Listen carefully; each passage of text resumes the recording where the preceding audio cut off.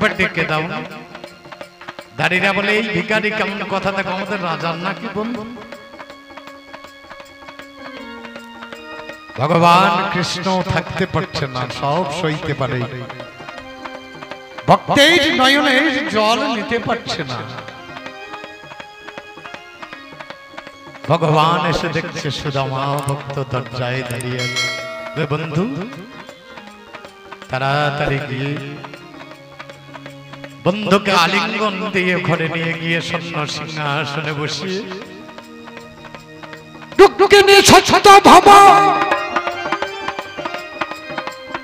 একটা সুবর্ণ ভিঙ্গারে নিয়ে আসবে। আমারে বন্ধু বলে এসেছে, পদে দুখানি ধৌত করতে হবে। ভগবানের নিজে সেদিন সুবর্ণ ভিঙ্গারের জল লইয়ে ভক্তের পদ দুটি ধুইয়ে দিলেন। জানাই কথা কইয়ে যত যত দেখবেন ভক্ত ভগবানের সেবা করে, এখানে লক্ষ্য করুন ভগবান ভক্তের চরণ সেবা করে নিজের রাজ্যের ভিতরে। রক্ষিণী সত্যভামা আমার কথা নেবে, এক্ষুনি গিয়ে বন্ধুর জন্য রন্ধন করিবে। ভগবান কৃষ্ণ পদ সেবা করে ওই সুদামা ভক্তের ভাই। সুদামা ভক্ত সংকোচ করে, এ তো ভালো নয়। ও বাবা রে সুদামা সংকোচ করিল, এদিকে তো সেদিন আমার কোন কর্ম হল। ও বাবা রে সুদামা শয্যাতে শয়নে করে ঘুমিয়ে গেল সুদামা ভক্ত। জানাই প্রকাশ করে মা জননী দরদিনী ছিল বাবা যারা, চিন্তা করে পাই না বাবা এটাই আগা করা। ও বাবারে সেদিন কোন কর্ম হলো, ভগবান পদতলে নজরে হেরিল। ভক্তের পাই অজস্র কাঁটা ফুটে আছে ধন, ভগবান ভক্ত হাতে বুলাইয়ে দিলেন করিয়া যতন। ওরে আমার পাল্লাদার ভেবে দেখা যায়, সুদামা ভক্তই আমার কোন কর্ম করয়।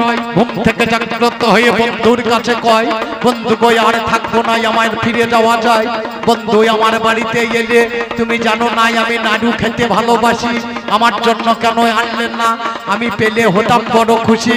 অন্তর্যামী ভগবান বুঝিবারে পারল, সুদামা ভক্ত সংকোচ করে দিতে নাহি পারিল। ও বাবারে সেদিন আমার কোন কর্ম হইয়েছে, এদিকে ভগবান বুঝতে পেরে টান মেরে দিয়েছে। আমার বগল দাবা করে যে তুলি রেখেছিল ভাই, টান মেরে দিয়েছে, অগ্নি ছিটিয়ে পড়েছে আমরি বালাই। সঙ্গে সঙ্গে ভগবান হাঁটু বেরিয়ে বসলো, এক খণ্ড নিয়ে সেটা বদনেতে দিল। রুক্মিণী সত্যভামা ডাক দিল, ভাই ভক্ত নয়ন জলে বাঁধা নাড়ু, বলবো নাই অন্যায় অমিত্রের স্বাদ, এটা ভেবে দেখো মনে তোমাদের জানিয়ে যায় বিশ্বের বাগানে। ওরে আমার সুদামা ভক্ত তোমার কাছে গায়, এই চিড়ে শুধু আজ নেব না, বলবো নাই অন্যায়। এই ভিজে চিড়ে আজ যেমন আমার কাছে দিলে, নয়ন জল দিয়ে চিড়ে ভিজিয়ে আনিলে, আগত কলিযুগ যখন এসে যাবে ভিজে চিড়ে দিয়েই আমার ভোগ নির্মাণ হবে। এই ভিজে ছেড়ে ছাড়া ভোগ হবে না, হবে না। ওরে আমার ভায়া জীবন করো বিবেচনা, আমি সৃষ্টি করে দিলাম তোমার কাছে গাই। ওরে আমি ছাড়া কোন জিনিস হবার উপায় নাকি? এই যে মালসা, এই যে ঘর, আজকে দেখবেন মালসা আর ঘর। এখন সবাই বলেন তাই কপাল ফেটে গিয়েছে। কপালটা ফাটলো কেন? বলছে ওই যে মাটির হোঁলা ভেঙে দিয়েছে। কে বলেছে? এর সিদ্ধান্ত আছে। পেঁচাজকে যখন লক্ষণ নাক কান কেটে দিয়েছিল সর্বনখার, ওই রক্ত যখন মৃত্তিকাতে ঝরে পড়েছিল, সেদিন মৃত্তিকা অভিশাপ করেছিল, আমার যেমন আজ রক্ত ঝরালে তোমারও একদিন রক্ত ঝরবে। এ ছিল অনন্ত নাগ লক্ষণ অবতার। পরের জন্মে এলো বলরাম, তারপরের জন্মে এলো নিতাই। লক্ষ্য করুন, পরপর টেনে আসুন। এটা এক নম্বর। দু নম্বর শাস্ত্র বললেন বলরাম একদিন হল কর্ষণ করেছিলেন, মানে হাল চালিয়েছিলেন। দেখবেন বলরামের হাতে একটা লাঙল ছিল। অম্বুবাচীর দিনে, মানে ৭ আষাঢ় যে দিনে, ওই দিনে লাঙল টেনেছিল, মৃত্তিকা খনন করেছিল। বলে আজ যেমন আমার বুকে রক্ত লাঙল চালিয়ে দিলে, রক্ত ঝরালে, তোমার ওই একদিন রক্ত ঝরবে।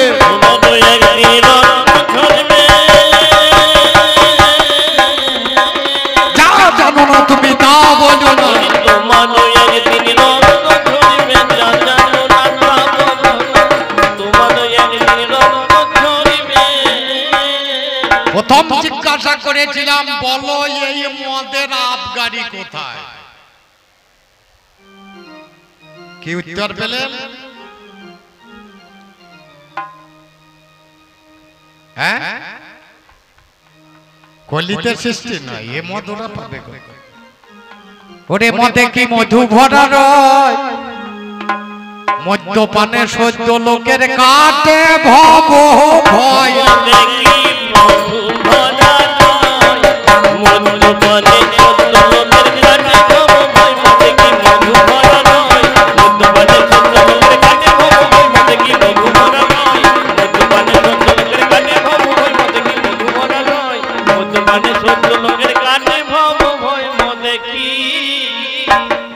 যারা চোলাই মদ খায় তাদের দাম বেশি। এই জগাই মাদাই দেখবেন চোলাই মদ খেত, তার জন্য তো কলসি পেল, তাছাড়া কান্না পেত কোথা? বাবা চোলাই মদের নেশারে চোটে, ওরে ঘোড়া ঘোড়ার মতো ছোটে।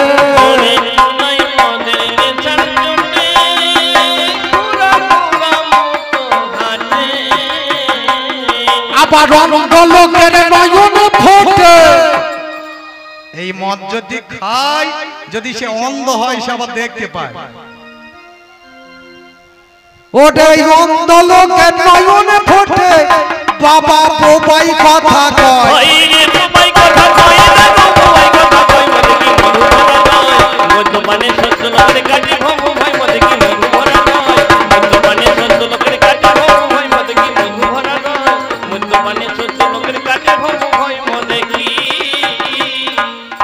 আবার খানে নিচে থেকে নাম বৃন্দাবনের দাদা বলা মদের কারিগর দেখো। বৃন্দাবনে এই মদ তুলতে পারতো একটা ছেলে ছিল, তার নাম ছিল বল্লা। এ হচ্ছে কৃষ্ণ দাদা, যার নাম ছিল বলরাম।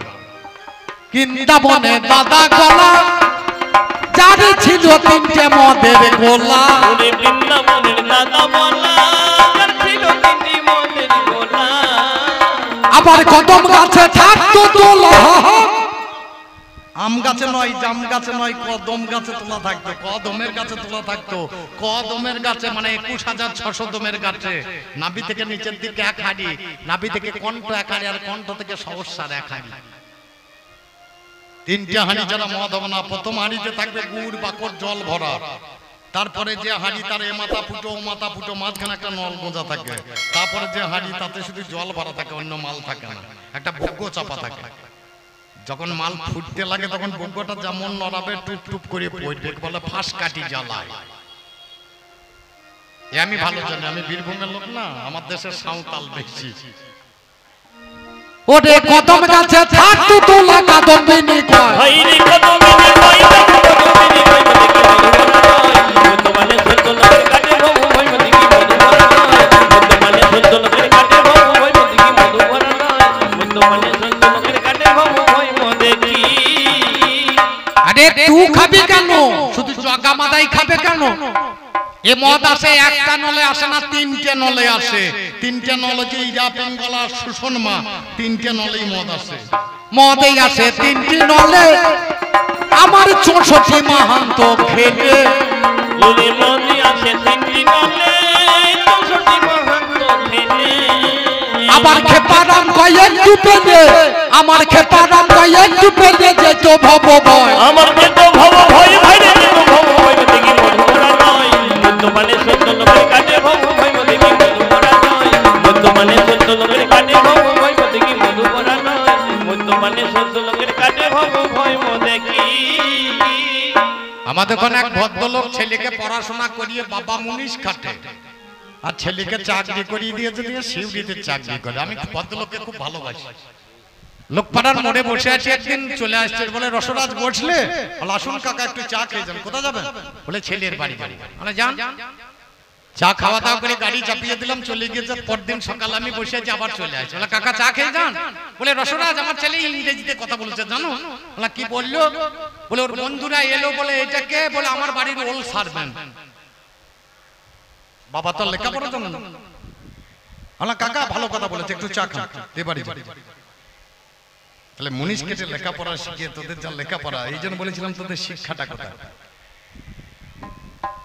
আবার কিছুদিন পরে দেখছি ভদ্রলোক জমিতে কিছু তরি তরকারি হয়েছে, আমরা কাকা কোথা যাবেন, বলছে ছেলের বাড়ি যাবো রসরাজ, এই টাটকা তরকারি সবজি তো পাই না, দুটি দিয়ে আসি। চলে গিয়েছে, সন্ধ্যা হয়ে গেছে, সন্ধ্যেবেলায় ঢুকেছে,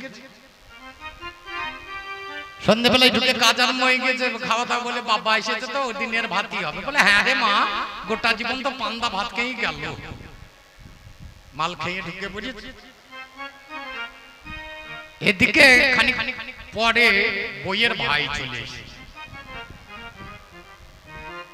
কুটুম তো তিনটি নাকি বলো, একটা ঠাকুর কুটুম, একটা কুকুর কুটুম, আর একটা ভাকুর কুটুম। একটা ঠাকুর কুটুম, একটা কুকুর কুটুম, আর একটা ভাকুর কুটুম। ভাকুর কুটুম হচ্ছে আমার শ্বশুর মশাই। আমার বাবার কাছে এসে শুবের শুয়ে বলবে ভুকুর ভুকুর করে গোটা রাত কবন ধান হলো, ক প্যাকেট আলু হলো, এই ভুকুর ভুকুর চললো 3টে পর্যন্ত। একে বলো ভাকুর কুটুম। ঠাকুর কুটুম হচ্ছে সমন্দির, সমন্দির যার সম্মান ঠাকুরের অত সম্মান না। আর কুকুর কুটুম হচ্ছে বাড়ির জামাই। শাশুড়ি রান্না হয়ে গিয়েছে, জামাইয়ের পেট চাইচুই করছে, কিন্তু না ডাকা পর্যন্ত বসতে পেরেছে না, এ বলতেও পারছে না আমাকে দুটো খেতে দাও। মানে কুকুরকে যেমন না ডাকলে খেতে পাই না, জামাইও তাই। আমি নিজে জামাই, আমি জানি না, আমি সব ভালো বুঝি, এই জন্য একবারই বিয়ে করেছি, আর আমি করবো না, বুঝতে। খুব বড় মজার জিনিস। আরম্ভ হলো, সম্বন্ধে চলে এসেছে, আর বউ তার আমার ভাই এসে দেখছো না, তাহলে কি করতে হবে বলছে, খানি খাসির মাংস। হাতটা থেকে অনুভব করতে, ও মুখে বলা যাবে, খানি খাসির মাংস। তোর দেশের পার্টি শেষ নাই, বিজেপি, তৃণমূল, কংগ্রেস, হাতল ফাওড়া, সিপিএম, আবার একটা মদের বোতল, দুটো গ্লাস, আর একটা জলের বোতল, কি করছি বলছে পার্টি করছে। এটা কোন পার্টি বটে? কংগ্রেস পার্টি, সিপিএম পার্টি, এগুলো বোঝা যায়। আর একটা মদের বোতল, দুটো জলের গ্লাস, আর একটা জলের বোতল নামিয়ে নিয়ে বসে আছে, দুই বন্ধুতে দিয়ে মাল মারছে। কি করছে বলছে পার্টি করছে। এটা কোন পার্টি বটে? জ্ঞান আছে? বলেছিলাম না তোদের শিক্ষার অভাব। বলে হ্যাঁ গো, বাবাকে খাইয়ে দিলে বলে নিচের তলায় গ্যাস নিয়ে যাবো। তাহলে চো দিয়ে পো ডাকবি, গন্ধ ডাকবি কিসে? বাবা উপর তলায় শুয়ে আছে, আর নিচে মাংস রাখলে গন্ধ পাবে না? বাবার নাকে গন্ধ ঢুকে গেছে, বাবার খুব দুঃখ হয়েছে। কত কষ্ট করে খেটে খুটে ছেলেকে চাকরি করেন, সকালবেলায় উঠে ঘাড়ে গামছাটা লাগিয়ে বাবা চলে। বৌমা এসে বলছে বাবা আবার আসবেন, বলে আসবো মা। নাচমে এসে বলছে দাদু আবার এসো, বলে আসবো বোন।